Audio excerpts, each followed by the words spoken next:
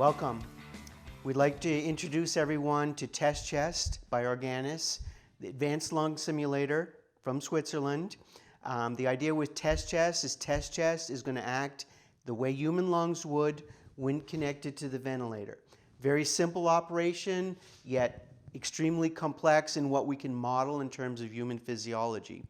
The controls are via a laptop connected to TestChest, and then TestChest connected to the ventilator, either directly, or we can have an airway head, or we can bypass it through a mannequin for your simulation realism that way.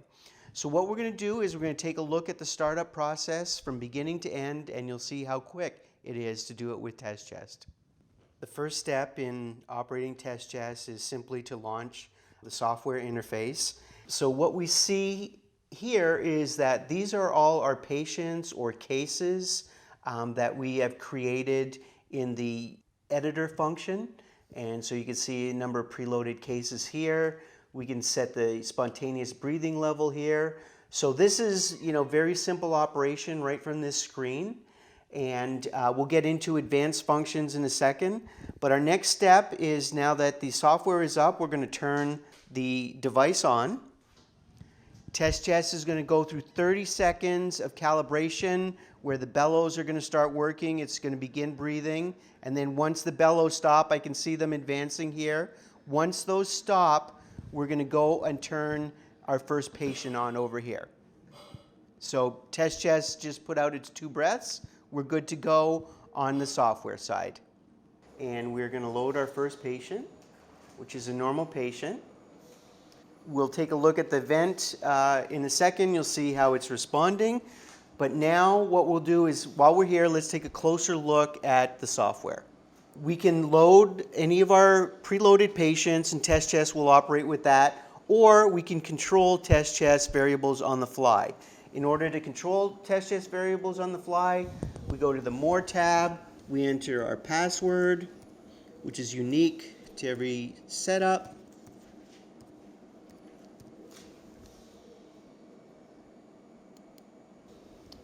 Okay, after we've entered the password, we can see that a number of control tabs have been opened up across the top. Going to any of these allows us to change all the variables associated, the parameters. So we can see under lung mechanics, we have chest wall compliance, total compliance, airway resistance, inflection points, and FRC. We can go to recruitment.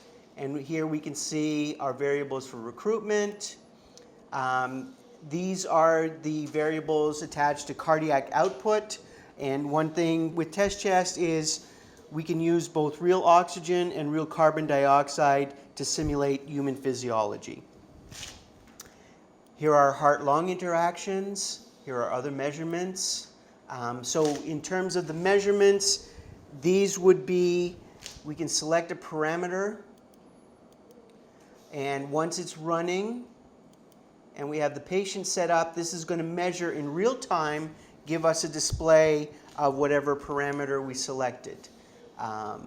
So here the first one is tidal volume. We can just toggle between them. Now we're looking at alveolar pressure, airway pressure. So this data is recorded, very accurate for any research or any type of measurements you have to do like that. This screen here, we'll look at it. This is where we import and export new patients and new breathing patterns that we have built. As you can see, fairly simple to operate. What we're going to do now with the TestChest is we're going to load a patient, manipulate some of the variables, see how the ventilator responds, and Mike Hyland, our clinical expert, who's developing the North American curriculum for TestChest, will walk us through his adjustments on the ventilator as we notice the changes. Okay, so what we have here is an early stage COVID patient on the ventilator. So I'm just going to start this by looking at some lung mechanics. You can see that our peak inspiratory pressure is 20. I'm going to do a plateau pressure here because we want to make sure that we're being able to adjust the ventilator appropriately. So our plateau pressure is 16 currently. So this early stage, the patient's lung compliance is still reasonably good. So what we're going to do now is we're going to drop and change the setting on the test chest to simulate a more acute end stage patient. So Greg, could you please go ahead and change the compliance?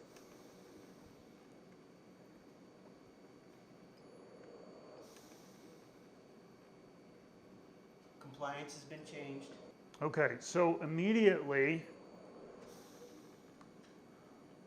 we can see that our peak inspiratory pressure after the compliance change is now up about 38 centimeters of water pressure. And we're going to assess our lung mechanics again by doing another inspiratory hold. And with this change in compliance, our plateau pressure is now 32. So we've simulated a fairly drastic change in compliance in a reasonably short period of time. And now we would be able to turn around and make some ventilator adjustments based off of our findings.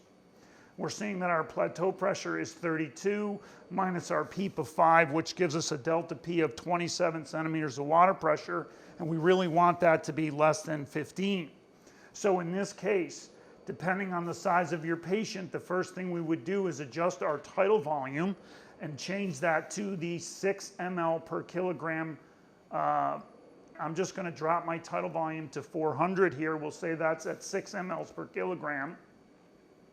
And we notice that my peak pressure has already dropped to the low 30s now. I'll get another inspiratory hold. And now my plateau pressure is 27. So I've made some improvement in bringing that pressure down. And now probably what I want to do is start increasing my PEEP slowly to recruit the lung. And as I recruit the lung more with PEEP, I'm going to reassess plateau pressure. My plateau pressure should start to come down. And then in hopes of getting that delta P pressure below 15. That was just a quick session to give everyone an idea of the manipulation, how simple it is to operate, just like you're operating with a patient is what we're trying to achieve, and I think that's what you'll see.